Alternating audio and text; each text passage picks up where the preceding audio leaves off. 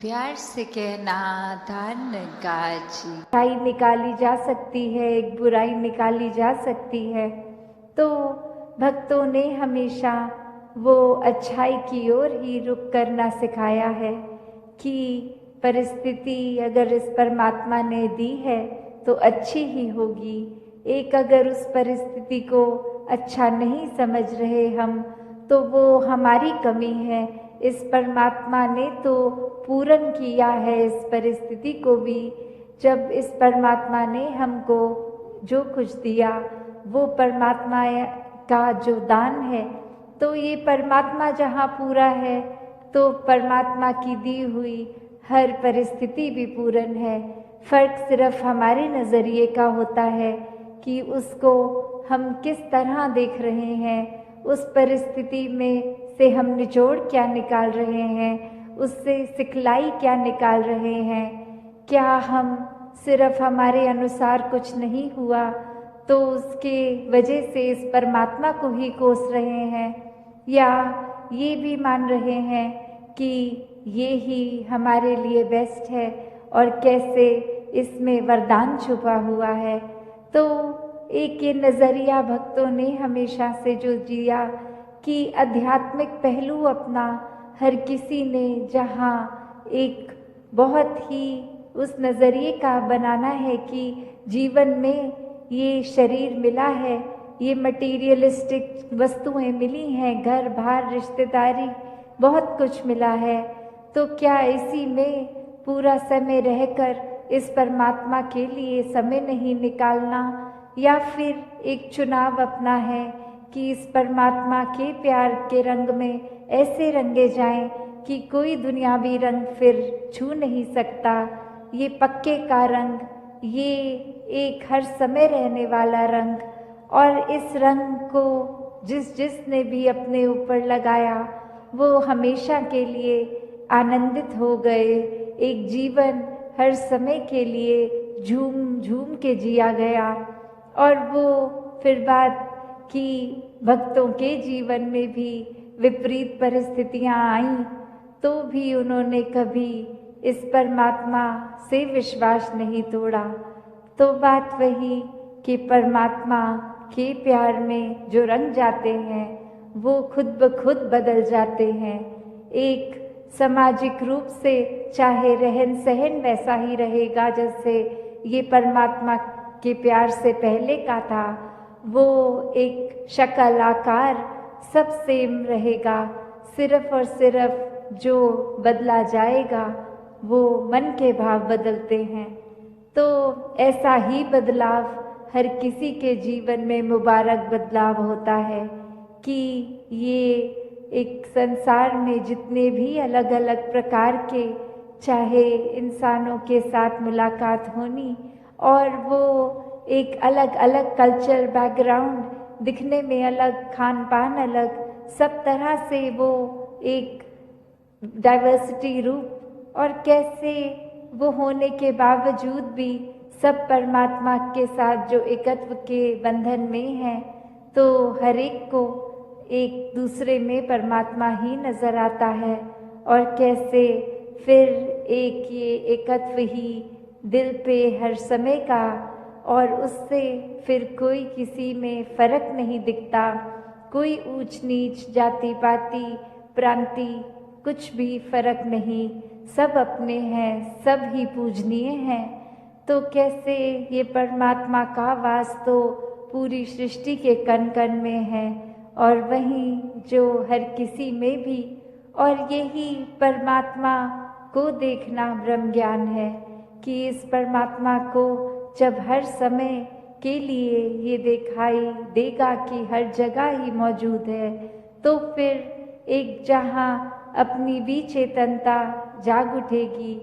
एक जो सच्ची दात है, जो भक्तों ने युगों युगों से समझाई है कि दुनिया भी एक दौलत तो आज है कल नहीं, इसने बदल जाना है, एक माया का रूप बदल जाना है, घर परिवार सोसाइटी सब बदल जाएगा, पर सिर्फ और सिर्फ एक चीज़ जो अपनी जगह में कायम दायम शुरू से थी, अभी भी है, और ये संसार खत्म होने पे भी रह जाएगी, तो वो बस ये परमात्मा, ये निराकार है। तो इस निराकार को पहचान के जीवन में जहाँ फिर वो समझ भी आ जाती है कि जो कुछ इस निराकार ने दिया है उसका सदुपयोग ही करना है। किसी के नुकसान का कारण अपने आप को या किसी वस्तु को नहीं बनाना।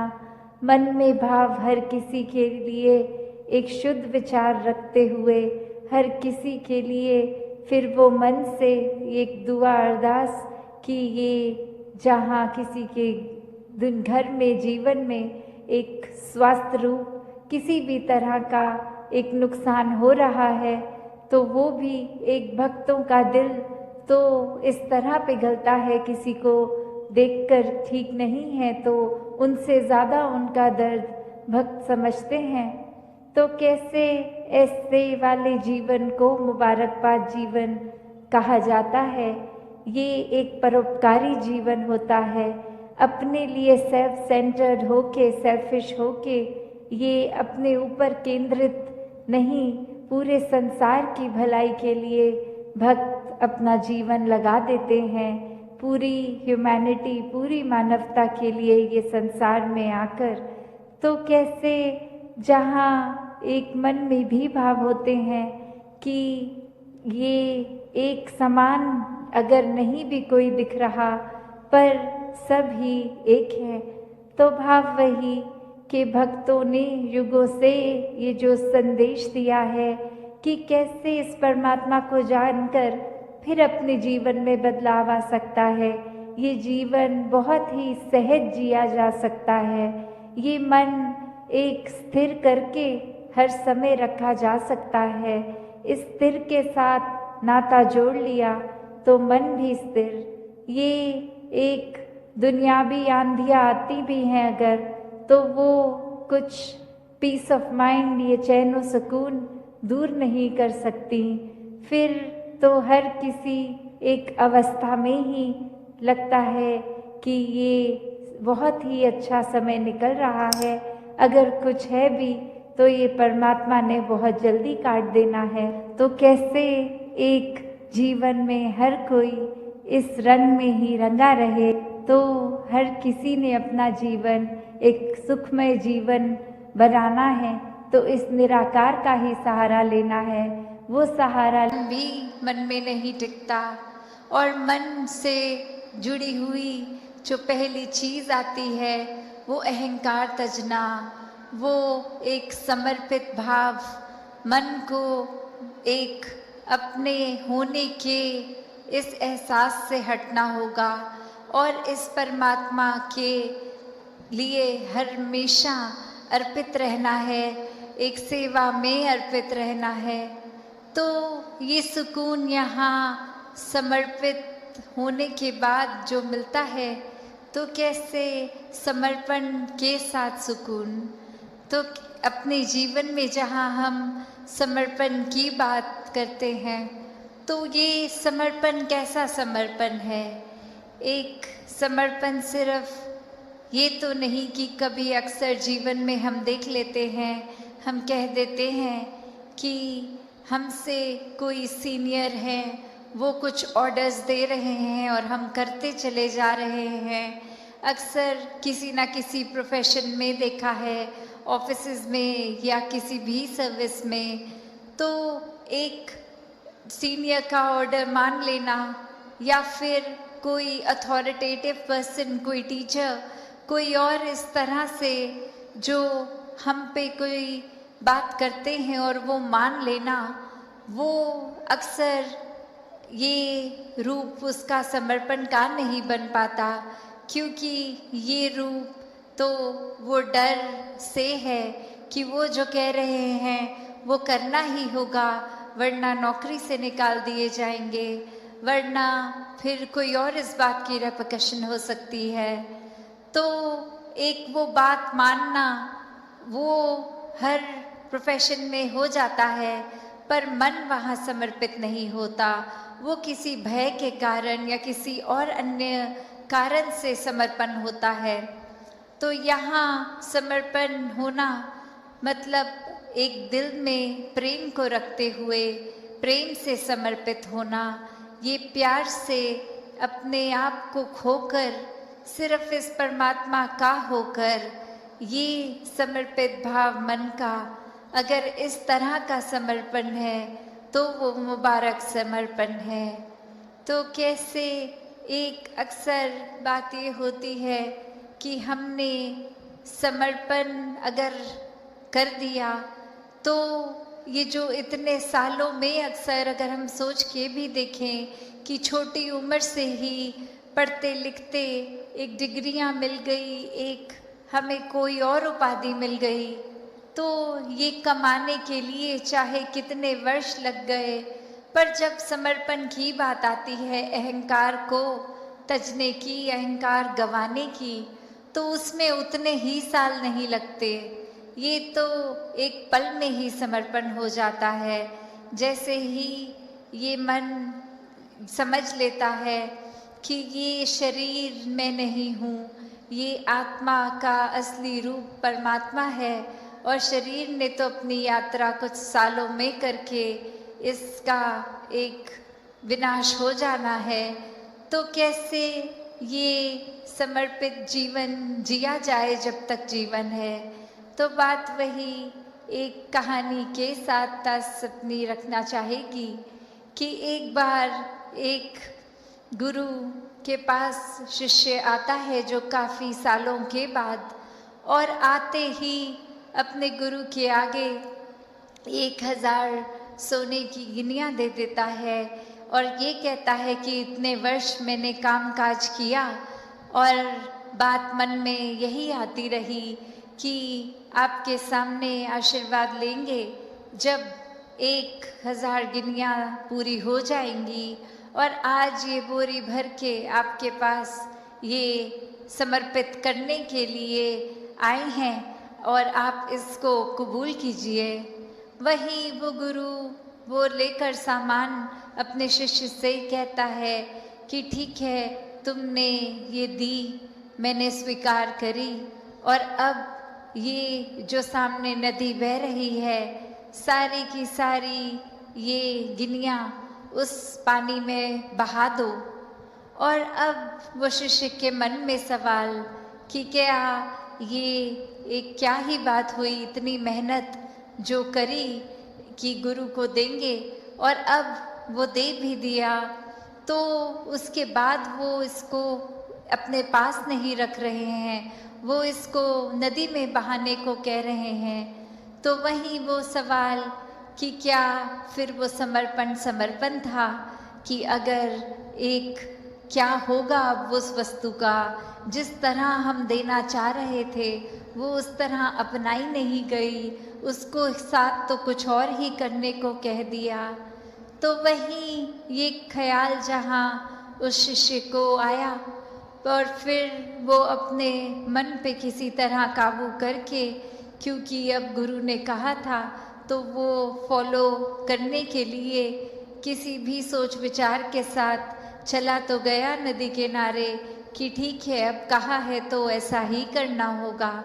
और वहीं काफ़ी देर हो गई और अब गुरु भी इंतज़ार कर रहा है कि ये इतनी देर से लौट के नहीं आया, इतनी देर क्यों लग रही है वो उसको वो सिक्के नदी में बहाने के लिए। तो फिर वो गुरु ही खुद उस नदी किनारे जाते हैं और क्या देखते हैं कि वो शिष्य एक एक करके सिक्के को फेंक रहा है, जिसकी वजह से वो बहुत ही देर लग रही है। वो एक बात फिर गुरु समझाते हैं कि ये समर्पण करना है तो इतनी देर क्यों लग रही है, समर्पण तो एक साथ ही किया जा सकता है, पूरी की बोरी को एक साथ ही नदी में बहाया जा सकता था, तो एक एक करके क्यों, इतनी देर लगा के क्यों।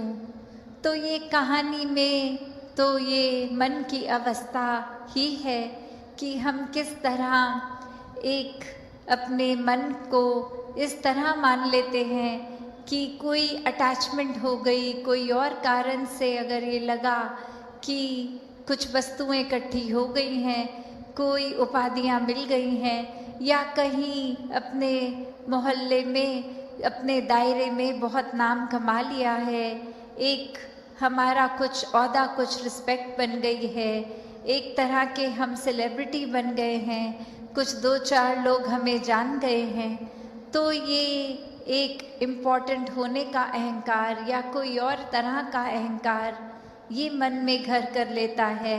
तो ये सारी चीज़ें सिर्फ इस्तेमाल के लिए आती है कि शायद किसी से कुछ क्लैरिटी रूप पूछना है, कुछ और मन के भाव, तो वो एक ये प्लेटफॉर्म, एक क्योंकि जो यूथ है वो कैसे आगे मिशन को भी लेके जाना है जहाँ, तो खुद को पहले पूर्णता से इसके साथ या आइडियोलॉजी के साथ अलाइन करके फिर ही आगे वो संदेश भी पहुँचाने के लिए संभव होगा।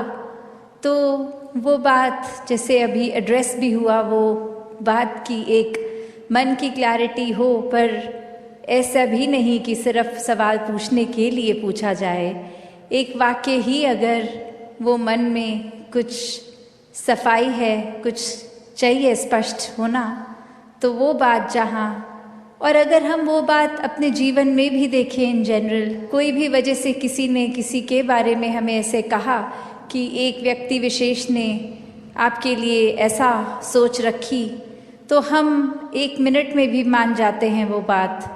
फिर हम अपना ओपिनियन उस इंसान के लिए वैसा ही बना लेते हैं कि ये जो बात सुनी है ये ऐसा ही हुआ होगा, और हम कभी उस इंसान से फिर वो सफाई भी नहीं मांगते हैं। हम पूछते तक नहीं हैं कि क्या वाकई ही एज अ फैक्ट आपने ऐसा कहा, और अगर कहा भी तो वो बात उत्पन्न कहाँ से हुई, हम उसके बारे में बात कर लें।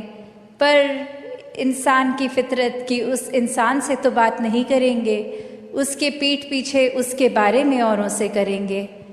तो इस तरीके के जीवन से एक अपने जीवन का सुधार नहीं हो पाएगा।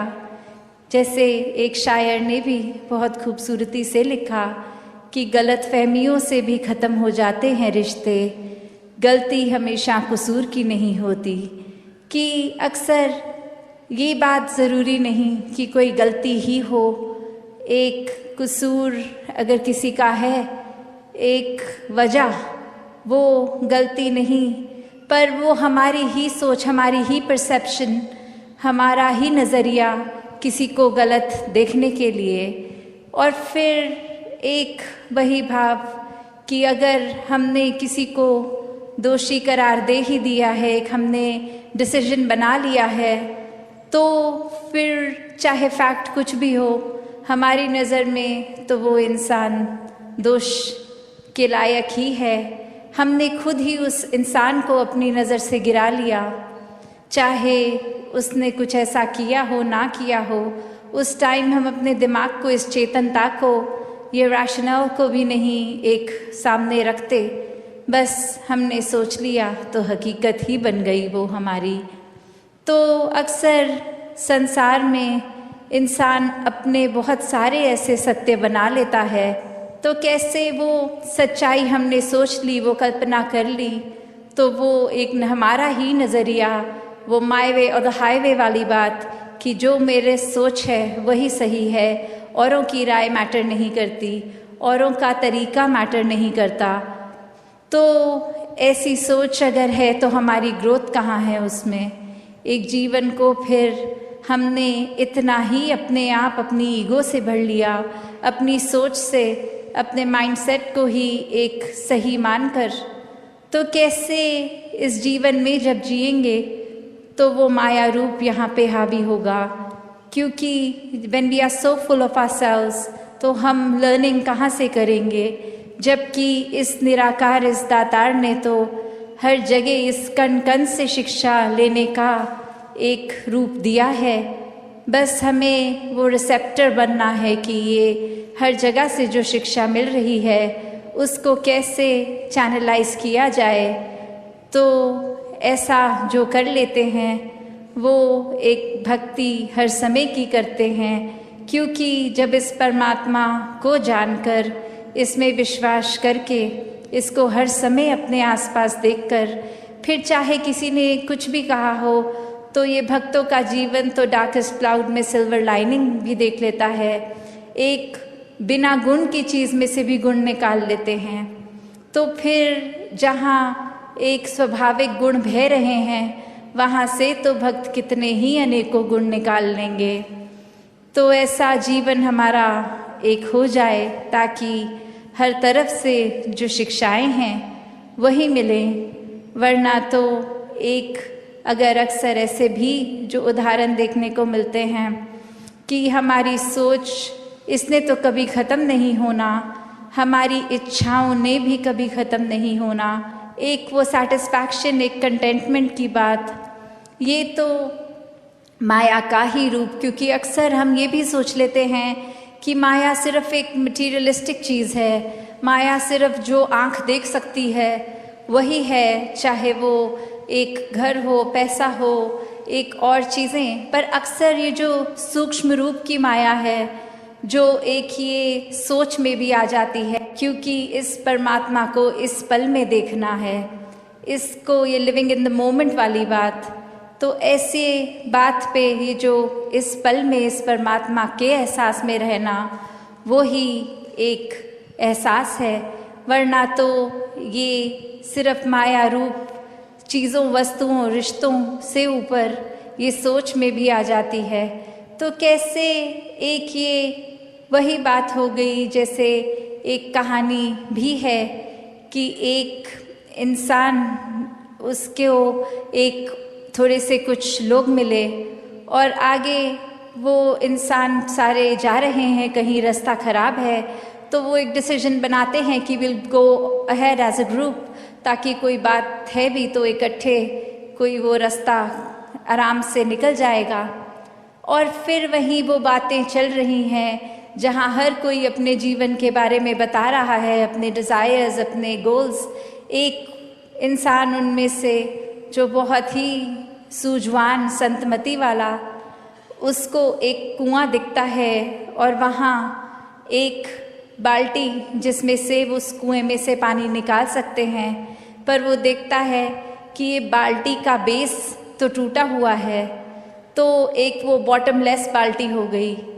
तो वो इंसान वहाँ रुककर प्रिटेंडिंग टू बी थर्स्टी, वो उसकी प्यास बुझाने के लिए पहले उस बाल्टी में से जब पानी निकालता है, तो जब तक तो वो बाल्टी पानी के अंदर है वो भरी हुई दिखती है, पर जैसे ही वो वाटर के सरफेस से ऊपर उठा ली गई, अब उसमें पानी कहाँ टिकना था।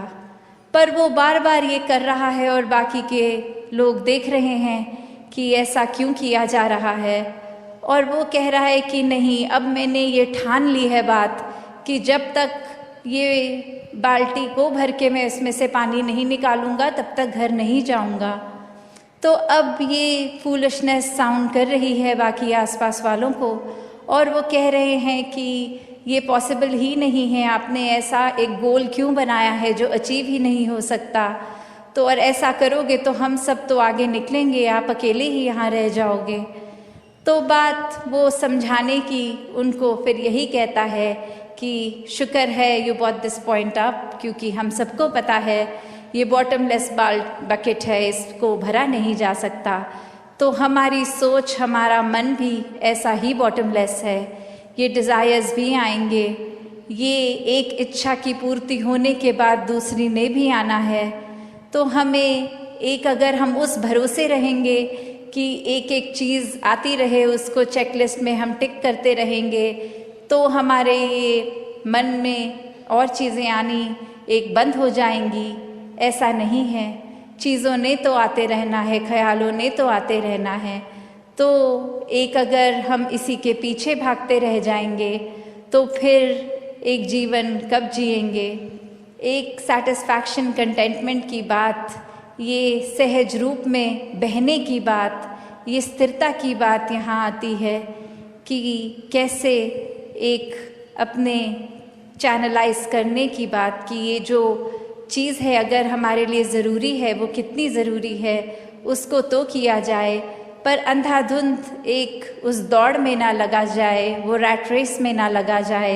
सत्संग में पिछले कुछ घंटों से सभी भाव जो वक्ता बोले, वो चाहे साधन कुछ भी रहा हो, भजन रूप हो, स्पीच रूप हो, कविता रूप हो, तो एक ही मकसद इस इंसानी जन्म का कि ये जीवन को जीने का तरीका क्या है। ये जीना तो है, पर खुद को सिर्फ ये शरीर मान के नहीं, एक जीवन जो मिला है परमात्मा द्वारा, वो सिर्फ प्रभु परमात्मा को प्राप्त करना ही परम लक्ष्य के लिए मिला है।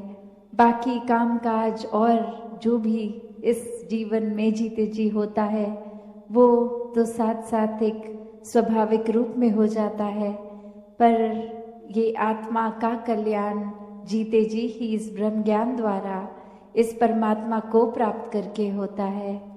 तो एक आत्मा जो हमेशा से एक बंधन में बंधी हुई, एक सल्वेशन, मुक्ति, आज़ादी की बात इस आत्मा की, तो वो मनुष्य जन्म में ही संभव है।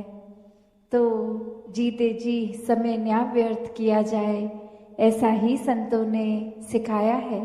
तो कैसे ये आत्मा का हल, ये सल्यूशन, ये मुक्ति, ये परमात्मा की जानकारी और उसी से अपनी आप की जानकारी होती है कि वाक्य में तो शरीर तो कुछ सालों का ही है, असल में तो इस आत्मा की पहचान ये परमात्मा है। और जीते जी इस रास्ते पे चलेंगे और अपने आप को मानवीय गुणों से भर कर चलेंगे, तो ही वाक्य ही ये जीवन जीने के लिए एक असली जीवन, मनुष्य जीवन, दैवीय गुणों से भरा हुआ एक मुकम्मल जीवन होगा। और इसी समय फिर ये हकदार भी मृत्यु के बाद भी ये मोक्ष का, मुक्ति का। तो हर किसी ने हर समय पे यही मनुष्य को रास्ता दिया, जो आज भी संत दे रहे थे कि जीने को पूरा जीवन जो मिला है उसको कैसे जीना है। एक सिर्फ समय व्यर्थ करके या फिर एक किसी की नकल करते करते, जैसा वो कर रहे हैं, जैसा एक रिवाज, एक परंपरा, वैसा ही बिना समझे कारणों के करना है, या अपने जीवन को हर पल जीते जी वो कारण समझना है कि किस तरह जीवन खूबसूरत बनाया जाए, ये धरती खूबसूरत बनाई जाए।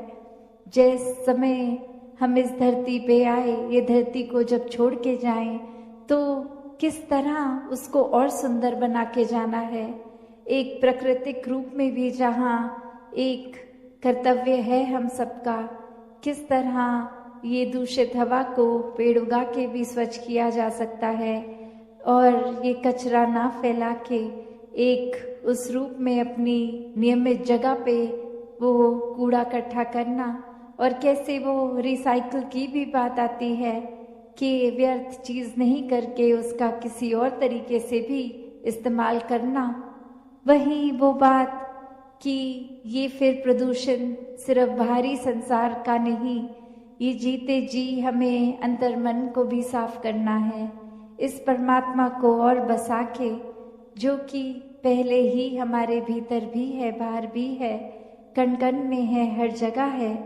तो वही उदाहरण जो एक मृग का आता है कि एक खुशबू जो उसके अंदर ही होती है, वो मृग समझता नहीं, और जगह जगह एक जंगल में ढूंढते ढूंढते कि ये खुशबू कहाँ से आ रही है, वो खुशबू तक जाने में भटकता है। और असल में तो वो कस्तूरी की खुशबू उसके अंदर ही है, उसकी नाभि से ही आ रही है। और कैसे ये समय फिर व्यर्थ हो जाता है सिर्फ और सिर्फ वो भटकन में। तो ये पहचान परमात्मा की जब हो जाती है, तो वो भटकन एक समाप्त हो जाती है आत्मा की। अब उस तरह देखें तो फिर जिस तरह उस मृग को बता दिया जाए कि इधर उधर भटकने की जरूरत नहीं है, आप जिस स्थान पे हो उसी स्थान पर ये खुशबू भी है। तो बात वही, परमात्मा हर जगह है, अंग संग है। जिस समय, जैसे अभी भी आवाज लगा रहे थे महापुरुष के, ये ब्रह्म ज्ञान की दात आज सत्संग के बाद भी ये प्राप्ति की जा सकती है।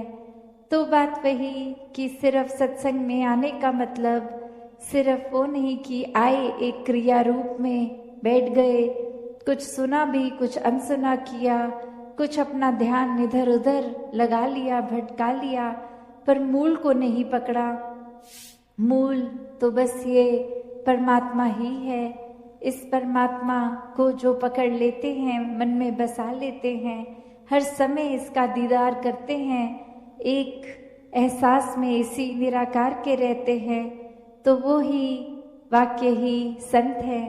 उनका जीवन हर पल भक्तिमय है, वरना तो भक्तों के ऊपर ऐसे जीवन जीने के लिए उनका तो कारण था ये परमात्मा, पर दुनिया ने सिर्फ एक वो पकड़ लिया कि जिस तरह उन्होंने किया हम भी वही करेंगे, पर मूल नहीं पकड़ा, ये परमात्मा को जानने की जिज्ञासा नहीं अंदर रखी, इस परमात्मा को प्राप्त नहीं किया, तो फिर सिर्फ एक दिखावा, एक नकल रूप ही करना तो एक जीवन को सफल नहीं बनाया। क्योंकि वो एक उस तरह की बात है कि अगर कोई एक घाव है, चोट है, तो उसको पहले मरहम लगा के वो अपनी त्वचा को, स्किन को नॉर्मल करना है, वरना तो एक छुपाने के तौर पे ऊपर से मेकअप लगा के भी छुपा दिया जाता है। तो बात वही कि ये ऊपर की सुंदरता नहीं, ये अंदर से भी सुंदर होना है। ये हर किसी के अंतर्मन की जो भटकन ये आत्मा की, ये सिर्फ और सिर्फ इसका समाधान ये परमात्मा ही है। जैसे ही इस परमात्मा को देख के भक्ति की शुरुआत की जा सकती है, उसी तरह फिर अपने मनों में और गुणों को भी अपनाया उसी पल से जाया जा सकता है। और वो फिर एक ऊपरी मेकअप की तरह अच्छा व्यवहार नहीं, एक अंदर से वो जिस तरह इस नाभि में खुशबू उस मृग के, तो वही अंदर से बाहर की सुंदरता तभी बनती है जब एक एक मानवीय गुण खुद बन जाते हैं। सिर्फ प्यार की बात ही नहीं, पहले प्यार बनकर फिर प्यार बांटना। सिर्फ एक विशालता की बात नहीं, इस विशाल निराकार परमात्मा से जुड़ गए।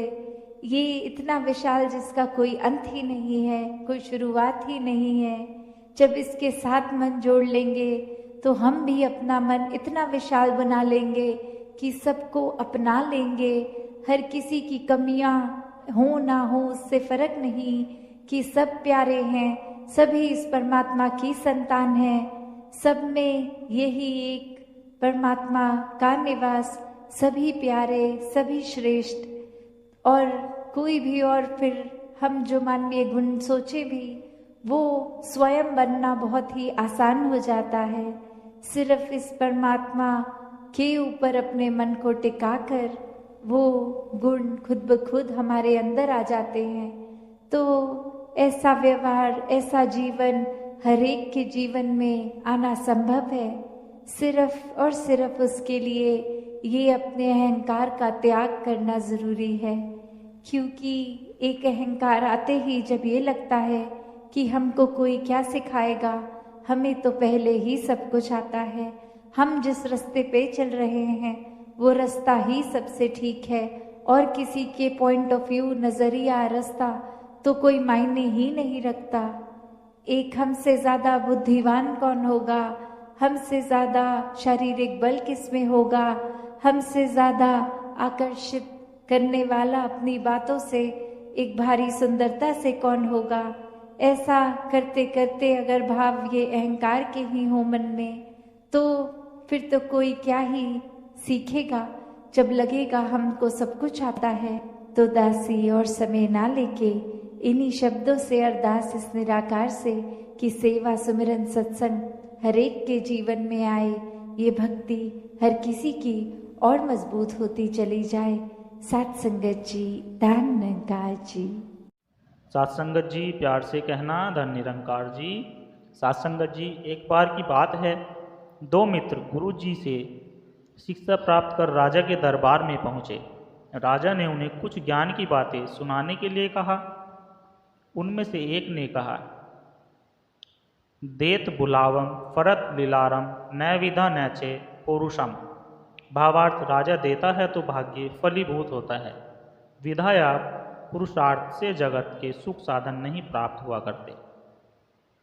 सत्संगत जी, तो दूसरे ने कहा, फरत लीलारम देत भुआलम न विधा न चे पुरुषम। भावार्थ, भाग्य फलीभूत होता है तो राजा देता है, विधा या पुरुषार्थ से जगत के सुख साधन नहीं प्राप्त हुआ करते। सत्संगत जी, राजा को पहले वाले की बात बहुत अच्छी लगी। अपनी प्रशंसा किसे अच्छी नहीं लगती, तो उपहार के रूप में उसे हीरो से भरा एक कद्दू दे दिया। दूसरे ने तो राजा की प्रशंसा की ही नहीं थी, जो उसे हीरे मिलते, उसे सत्तू देकर विदा कर दिया। सत्संगत जी, अब देखे हुआ क्या।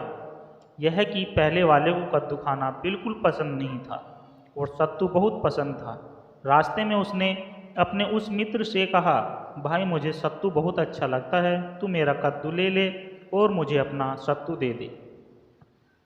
सत्संगत जी, आप समझ ही गए होंगे कि किसे क्या प्राप्त हुआ। महापुरुष जी कहते हैं कि भगवान और भगवत तत्स्वरूप संतों की सेवा से जो सत्कर्म एकत्र होता है, उसी से कालांतर में भाग्य का निर्माण होता है और सांसारिक ऐश्वर्य की प्राप्ति होती है। भाग्य में होता है तो मिलता है, नहीं होता तो नहीं मिलता। विधा और पुरुषार्थ तो बहाना मात्र है। आप इसी एक विचार को लेकर सदा उसी में विभोर रहे। सोते जागते सब समय अपनी बुद्धि इसी एक विचार से परिपूर्ण रहे। व्यवहार तो निभता रहे, पर दूसरे सारे आश्रय छूट जाए, यही सर्वश्रेष्ठ मार्ग है।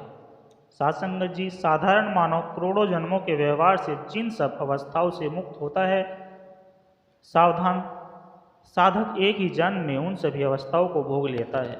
वह दूसरी चिंता ही नहीं लेता, दूसरी बात के लिए निभिष्ट मात्र भी समय नहीं देता, तब मुक्ति में देरी नहीं होती। सत्संगत जी प्यार से कहना धन निरंकार जी।